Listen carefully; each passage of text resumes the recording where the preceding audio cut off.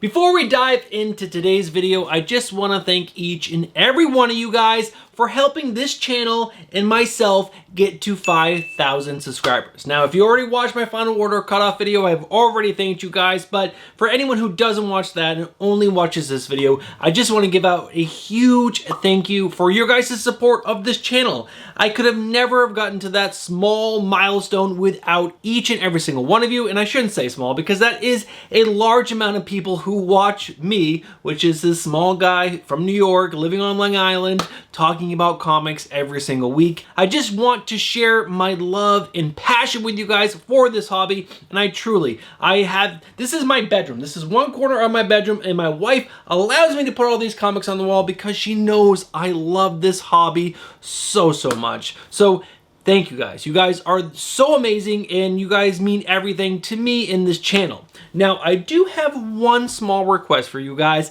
and that is I have an idea for a new video, and I'm totally stealing it from another YouTube channel that I absolutely love called Paul's Hardware. It's linked down in the description below, and he does a Probing Paul video, which is just like a Q&A video.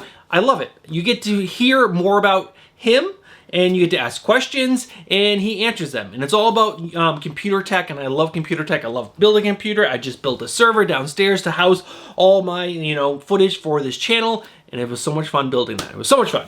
But guys, I need you guys to ask questions. It can be about my life. It can be about comic books. It can be about really anything you are curious about learning about me. And I've learned not having that live stream, you guys don't have access to me like that anymore. And I don't know if I'll ever bring this live stream back. Sadly, just life is so busy. As your kids get older, your life just gets exponentially busier, which I thought for some reason as the kids got older and started doing their own things would slow down. They get faster. And then I just run out of time so easily. So without a live stream, I want to give you guys opportunities to just ask me questions. Yes, you could join the Discord. It is linked down in the description below. I've already asked those guys in there to ask some questions. And so I have some, but I would like some more to make this video more rounded and just bigger, longer, so that way you guys can get to know me a little bit more. So if you guys could, down in the comments below, ask any question. Like I said, life, comics, anything you want to know, and I will answer them truthfully with as much information as I can give you guys. So that'd be a huge help. And last but not least, before we dive into today's video, I am putting together a giveaway for hitting 5,000 subscribers. So guys, keep an eye out for that in the next few weeks. I'm just going through my PC, pulling out some really cool books. So that way I can give back to you guys, the community, for helping me get to this milestone. So yeah, that is everything. I'm sorry this beginning of the video is a little bit rambly, but I wanted to get this in. The big thank you, asking you guys to send me questions, and then just telling you guys about the giveaway again. So that's gonna come up. That's gonna happen. All right, guys, let's not waste any more time. Let's go ahead and dive in to today's video.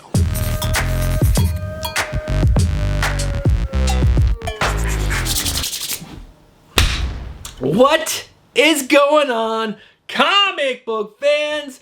Welcome back to the channel. And yes, it's time for another Wednesday Pull List, which is your hype video for New Comic Day. And this week's New Comic Day is Wednesday, March 12th of 2025, and that is tomorrow, the day we get our hands on those amazing new comics.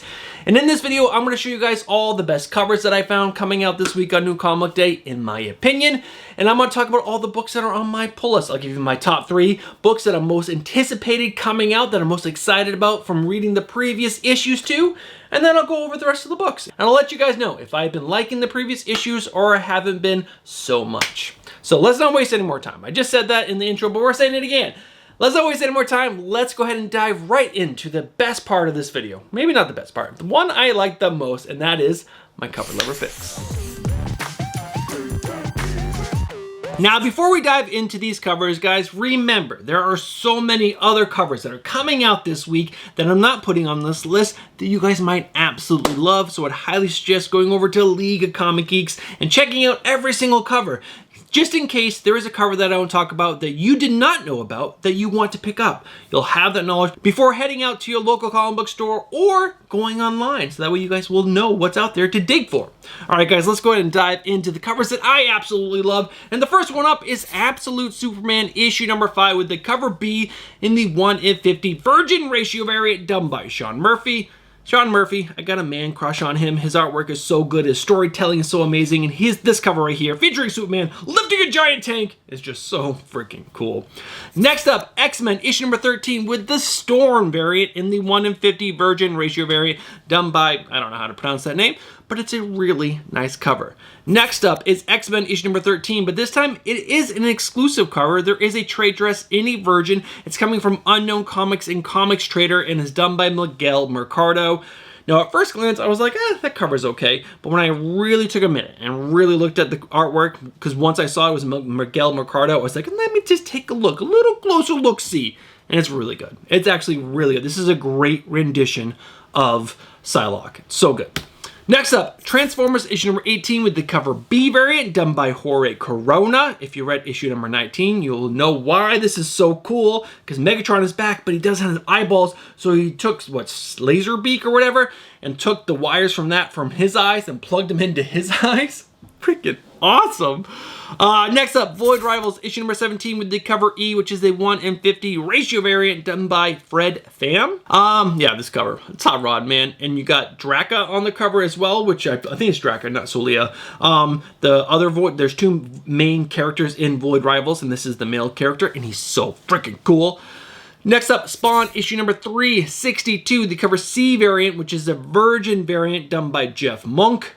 So good. The colored version, which is the cover B, is okay, but this version is my favorite, in my opinion. Next up, Geiger issue number 12 with the cover A, done by Gary Frank, featuring the glowing woman. So good.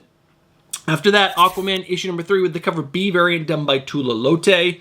This might be one of my favorite Tula Lote covers. Her rendition of Mera is so good. I don't know, just her face, she looks a little angry, a little mean, and I like that. It's just so good. After that, Aquaman issue number 3 with the cover E, the International Women's Day variant done by Jenny Frison. It's good.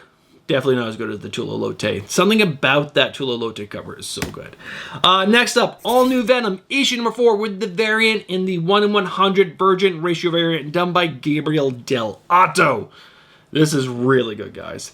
We are getting the reveal. No, I think the reveal is in issue number 5. But, you know, you got Venom. He's got a little spider on his little, tendril. How cool is that? Is he going to eat the spider? I don't know, but it's so cool. Next up is a gorgeous cover for DC vs. Vampires World War V number 7 with the cover B variant done by Santa Fung. Love that his name or her name is Santa. That's just so great. But guys, look at this cover, and you get really close. Wonder Woman looks epic, so good. And just in case you didn't know, yes, Wonder Woman is a vampire in this series. Next up, Assorted Crisis Events issue number 1 with the cover C variant. It's a 1 in 25 ratio variant done by Mike Del Mundo. So good. I love Del Mundo. I used to have a little, up here, used to be a little shrine to Mike Del Mundo with some of my favorite covers that I currently own. But right now we got DK Ruin up in there. After that, Alien Paradiso, issue number 4 with the variant cover done by Fabrizio Di Tomaseo. It's so good. Kind of looks like Ben Harvey a little bit to me, but that's okay because I love Ben Harvey. But this is so good. You got an alien on top of a car, and everyone's face is so in shock. It's so good. So good. Now next up technically is a cover that I think was available at some kind of con or something. So it's not available just tomorrow on New Comic Day. It's probably already out in the wild, or it's going to be out in the wild soon. This is Terror and Fury, Rise of the Night, issue number 3 with the cover O, which is a 2025 March Convention collectible variant. Whatever the heck that means. It's done by Drax Gal, and it's really good. It's a beautiful woman that kind of is in I don't know, some kind of costume of some kind, Day of the Dead type stuff. So good. After that, Transformers issue number 12 with the second print done by Jason Howard. This is really good. I forgot the name of the girl character in Transformers, but she is really great in that series. And this is one of the Transformers that she's teamed up with, and they're buddy-buddy. So good. Well, yeah, and that was it. Those were all the covers that I really like coming out this week. Guys, if there's a cover that I missed that you absolutely love, I would love to know. Just let me know down in the comments below. All right, let's go ahead and move on to the next section, which is checking out the books that I'm picking up this week by taking a look at my pull list. Now, as you guys can see, as I ram into my desk, this week is a pretty big pull list. It's a slightly larger than last week, but again, these books right here, they are small, they are blurry, you guys can't see what they are, so let me go ahead and throw them up on screen right now. My pull list consists of 23 books just to read. That is not including any of those covers that I'm picking up just based on the cover art alone. And up to 23, there is one new #1. There is 6 DC books, 7 Marvel books, and 10 indie titles. And just funny enough, they're all Image comics for the indies. But guys, there is one book that I did not read the previous issue to, and that is X Factor issue #8, I believe. So that book cannot make the top 3 list. Other than that, we got an awesome list to talk about this week. But there is one book on the chopping blocks. So before we get to that new #1, we got to talk about this book that we're chopping for my pull list. Alright guys, the book that I'm chopping for my pull list has been on the OK list for way too long, and it's time to go. And I'm talking about Iron Man issue #6. This is coming from the writer of Spencer Ackerman and has art by Julius Ota. And this is just not a good book. There were elements that were interesting. And the fact that Iron Man has lost his like really cool armors and he's kind of had to go back to like almost like a steampunky type stuff is cool. He has like a junky AI that's pretty funny, but the overall story is just not engaging at all. I do not care. And this current arc right now that's going on with Riri Williams is made it worse somehow. I thought bringing in Riri would make it better, but it's definitely worse. I cannot keep books like this on my pull list because I'm trying to like, you know, obviously save as much money as I can so that way I can buy the books that I actually want or the covers that I actually want. And since I'm not enjoying this at all, it's time to chop. That is the chopping block this week. Sadly, we haven't had this for a while and it's sad that it's back, but we can move on. We can move on to the new #1s that we're really excited about because the synopsis just sounds so good. Pausing the video real quick, guys. Before we go any further, I'm just gonna ask you, if you're enjoying this video and you enjoy this type of content, guys, make sure you guys are taking a second and smashing that like button. It's the best way to support the channel. I am sorry if you guys hear that siren in the background, but it's like 50 some odd degrees here right now. It's so nice. So I got the windows wide open. So I apologize for that. But guys, smash the like button if you guys are enjoying this content. And let's go ahead and continue over to that new #1 that I'm pretty stinking excited about. Alright guys, the new #1 on my pull list this week is Assorted Crisis Events issue #1. Now this is coming from the writer of Dennis Camp and has art by Eric Zawadzki.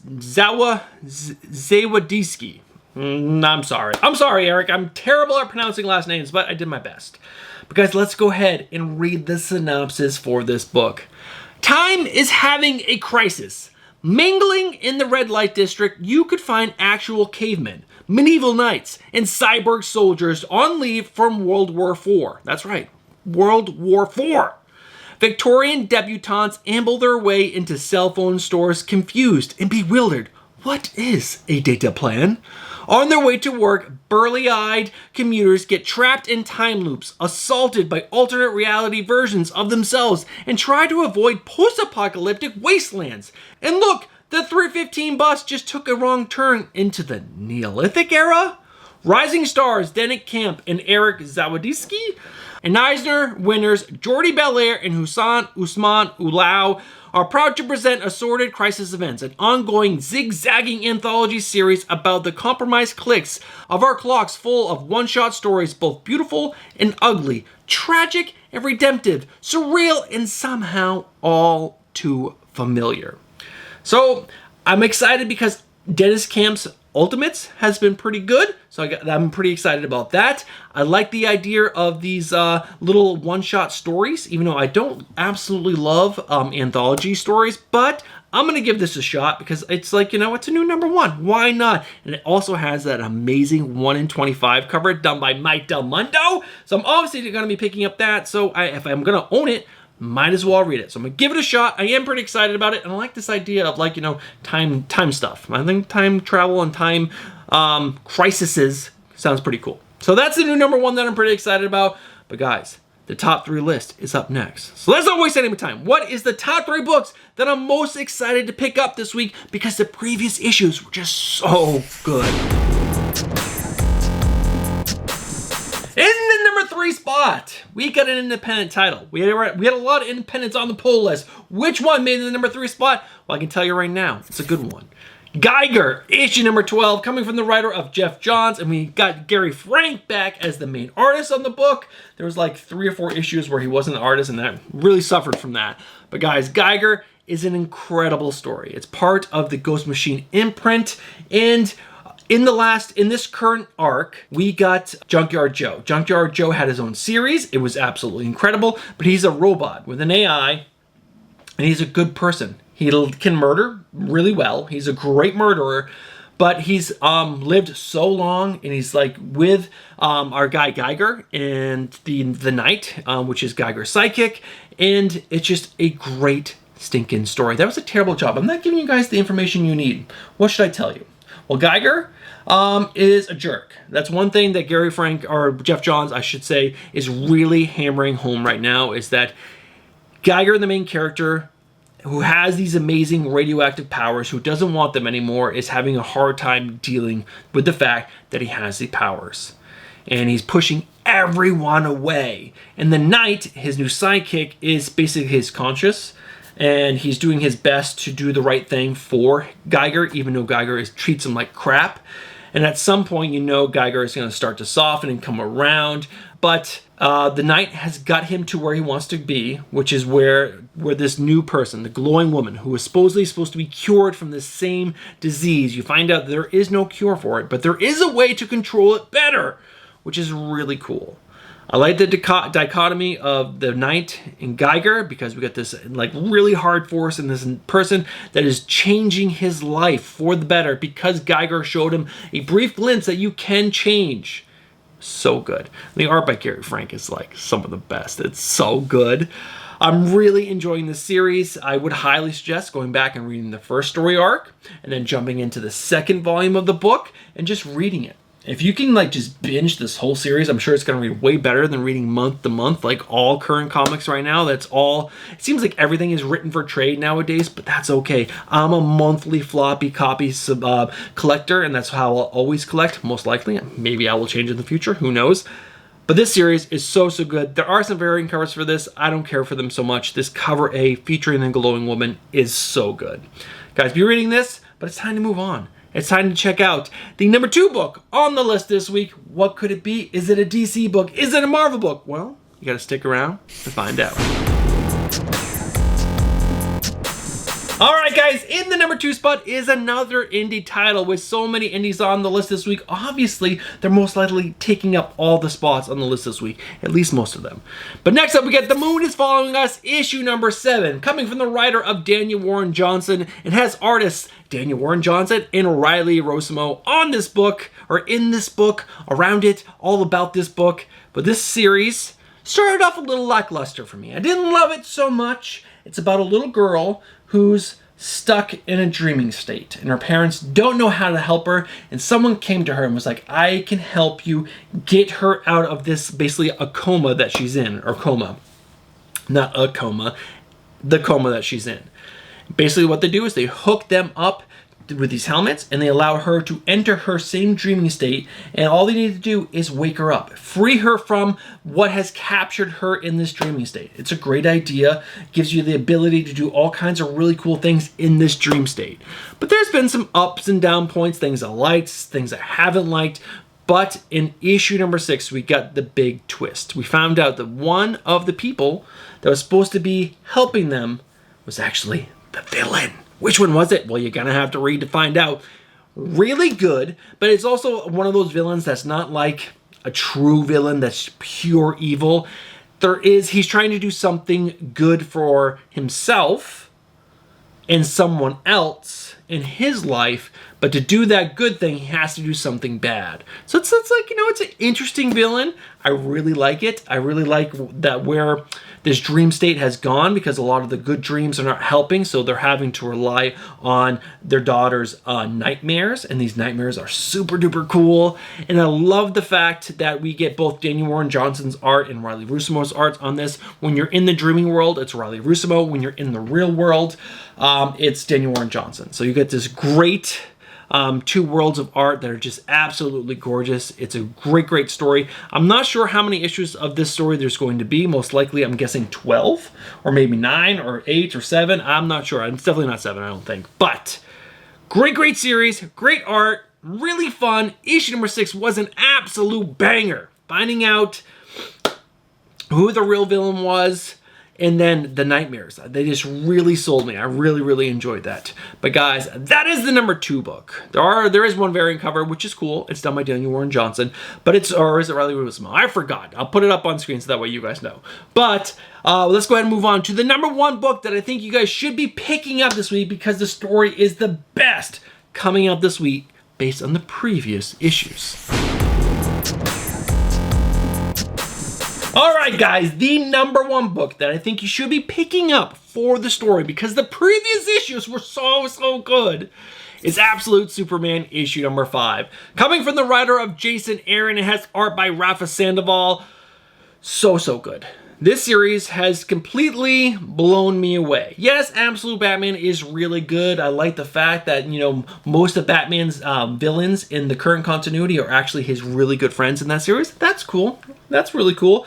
Absolute Wonder Woman, the fact that she grew up in hell and knows magic, super duper cool.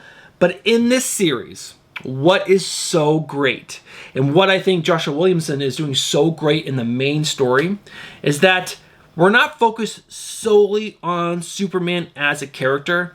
It's everything around him that is so interesting. The world, the characters, everything is engaging. It's slightly different than the main continuity because this is kind of like an Elseworld tale, even though I believe this universe, the Absolute Universe, is going to crash into the main continuity at some point. But right now, the story that we're getting is just fabulous. And the art by Rafa Sandoval is mind-blowingly good. So good. So you have this amazing story with Superman with like the little twists and turns in all the characters. Like Lois Lane is working for the Lazarus Corporation, which is technically led by Brainiac, which is super duper cool. And they're bad people. And they're just bad. They're going around like, you know, subjugating, you know, large groups of people. And Superman's out there trying to free these groups of people, fighting against the Lazarus Corporation, which is so cool. And Wonder Woman is doing her best to try to find him and like interview him. And she's slowly seeing that the Lazarus Corporation is not exactly what it is. We get introduced into the Omega Men in issue number 4. Not the Omega Men that you know from the current continuity. We got some other characters from the Superman mythos that are part of that, which are really super cool. Just everything about this universe is like awesome. The writing, home run. So good. The way that Jason Aaron has crafted every single issue is beautiful. I can tell you this is a book that was written for the single issue. It's not so much a trade paperback you must read to really feel the continuity of the story. No, each issue is its own siloed thing. Not siloed, but it fits into that one issue so beautifully.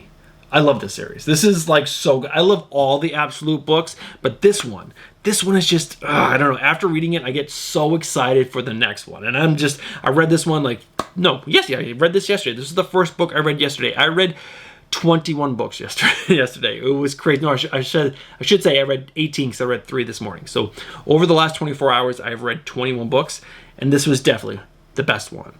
Now, sadly, this is the last issue that Rafa Sandoval is going to be on Absolute Superman. In issue number 6, we get Carmine Di Giamencio, which he's great, but he's not Rafa Sandoval. Now, I did look into the future as far as I could. Carmine is on issue number 6. In number 7, he might be doing the next art, and I got my fingers crossed that Rafa is going to come back in the future because he just fits this book so well. But guys, read this book. If you haven't picked up any of the Absolute books, start here. Start here because it is so good. It will get you excited to try out the other ones because you see all the little differences and why this story is so engaging. You'll be like, are the other ones that good? You'll check them out and you'll be happy. But guys, that is the #1 book that I think you should be picking up this week. There were some variants. I'll make sure I show them during the whole blabbering about this book. But we got to move on, because we got to wrap this video up with the not top 3, but the books you got to see. And I promise I'm not going to blabber on as much as I normally do. I'll try to make this nice, short, and sweet.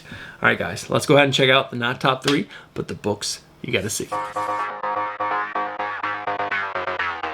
All right, guys, the not top 3, but the books you got to see are the rest of the books on my pull list, broken up into 3 sections: the okay, the good, and the great. The okay are books that I cannot suggest that you guys pick up because I'm not really enjoying the stories so much. The good are solid comic books. You guys should check them out when you're at your comic book shop, or check them out online. And then there's the great. These are books you should be picking up. They're not the top 3, but they are great. All right, let's start off with the okay. There is one book there, but technically it shouldn't be there. It's just the book that I did not read is X Factor issue #8. I think I'm 2 issues behind on this. I just couldn't find them. Maybe I cut this in the past and I just don't remember. But X Factor. It was okay before. It's probably a good reason why I can't find it, because it's probably just okay. All right, guys, let's move on to the good.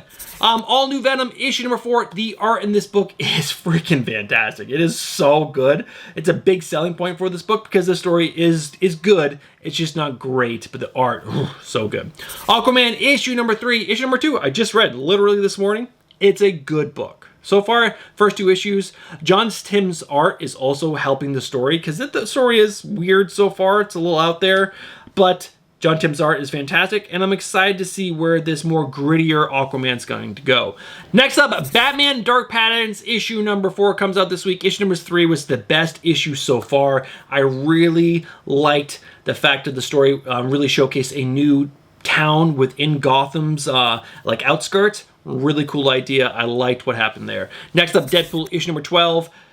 It's just a good book. I wish I could put this in the great. Deadpool is such a great character. I like the fact that his daughter is now fighting alongside of him. They got some great family moments there. It's just, I don't know, some of the dialogue's not great, and the artwork really is not selling me anymore. After that, Green Lantern Corps, issue #2. Issue #1, good.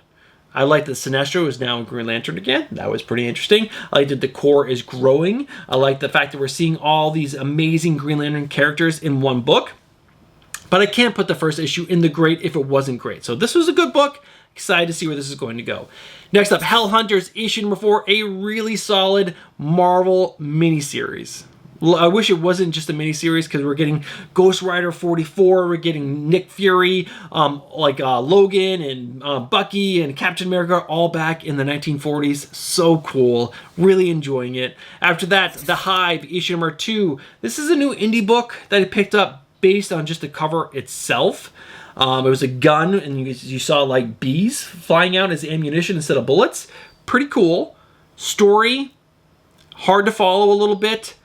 I kind of got where it was going, but the artwork was incredible. It was the same artist that did the book. I put it up on screen. I can't remember the name. I'll find it while I'm editing. Great artwork, and I'm going to give it a few more issues before I chop it, but good. I'm going to say it's good because the artwork was that good. Next up, Namor, issue #8. I believe issue #9 is going to be the finale of this series. It's just a good series. Namor now wants to be the king, and he fought all 7 kings that wanted to be king of Atlantis in the last issue. I don't know where this is going. I hope it has a big, nice ending. It's written by Jason Aaron, so I want it to be great, but I think the artwork is really what's killing it for me in this series. I don't like the artwork at all. Next up, Napalm Lullaby, issue #9. Artwork by Bengal is great. Story by Rick Remender is confusing. We're in some dreamscape, and it was just really hard to follow. But it was good because I kind of pieced it together by the end, but I don't like to think that hard when I'm reading a comic book. But I think this will read way better in trade because it will just be flowing so much better. There has been a little delay from issue #6 to 7 because I read there was like a big gap between those 2 issues, so I think that's why it was a little hard to follow. After that, Spawn, issue #362. Everyone's got their powers back, baby. I'm hoping with the characters having their powers back, it doesn't distract from the story, because I thought, all the main characters not having their powers again was really cool. So I hope what they do is cool. But it's a good book. Really good. All the Spawn series has been either in the great or the good, so let's see where this goes. Next up, Transformers, issue #18. A good book. Issue #17 was good. Really nice reveal at the end. They introduced a new Autobot. Super cool. I really liked how this Autobot was created. Really interesting. Well, you will have had to read 16 and 17 to get the full story on that. But again, this is just a good book. I want it to be great, but it's just good. Next up, Witchblade issue number 9. The Darkness was the coolest thing to be revealed in issue number 8. Really awesome. So now we get the Witchblade in the darkness. Oh, it's going to be so good. But the story overall, again, is just good. Next up, X-Men, issue number 13. This is the final good book. Yeah, it's just a good series. I don't think Jed MacKay can find his footing within this X-Men universe. It's sad to say, I love Jed MacKay as a writer, but this is just a good series. It should be great. All right, guys, let's wrap this up with the great. We got Batman and Robin, issue number 19. This is coming from the writer of Philip Kennedy Johnson. Issue number 18 was the best issue of his series so far. What he's doing with the relationship between Damian and Batman is really cool. I'm excited to see where this is going to go, but I hope, because right now he's pushed them apart.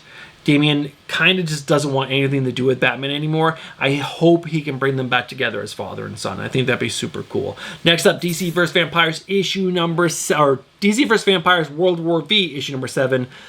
I read the one-shot on Thursday. Really good one-shot, and we got a really cool Guy Gardner appearance, and I don't want to ruin it for you, but it was super cool, and he was in both, because there was 2 parts of the one-shot. You got a Wonder Woman part and a what's his name, Alfred part. So those, like, you read the first section, it was about Wonder Woman, and that story spilled over into the Alfred section. Was really cool. After that, Red Coat issue number 10 in the last issue was all about Johnny Appleseed. So good, so good. This is also written by Jeff Johns, part of the Ghost Machine imprint. So great. Last but not least, Void Rivals issue number 17. This book probably would have been on the top 3 list, but it was kind of like a connecting story. Like, not a ton happened, but we got a bunch of the story just moved forward. I'm excited to see where this is going to go, because there was a big reveal at the end. Really excited to see what's going to happen there. But guys, that is the not top 3, but the books you got to see, and that is the end of today's video. So let's go ahead and wrap this video up. Alright guys, if you watched from the beginning all the way to this point in the video, you guys know what you are. You guys are legends. Thank you for being such amazing supporters of the channel. Now, before I sign off on today's video, I just want to remind you guys, if you could leave a question in the comments below, just asking me anything about myself, about my comic collection, anything about what's happening within the comics right now, either story-wise or just like in the industry, ask them. I will do my best to answer them with as much information as I can. And yeah, that'd be super helpful for this video that I would like to do called Probing Bruce, because I'm totally just going to thieve it from Paul's Hardware because it's such a great name. Yeah, and then last but not least, guys, if you guys watched this whole entire video and you really enjoyed it and you look down, you're like, oh my god, I'm not subscribed to this amazing channel. I'm just going to say, guys, what are you doing? Get yourself subscribed, hit that bell for notification, and smash that like button. All right, guys, have yourself a great new comic book day tomorrow. I'll be back on Thursday or Friday with my final order cutoff video, just highlighting all the amazing books that we can get at a discount on this weekend's final order cutoff. All right, guys, I'll catch you in the next one. Peace.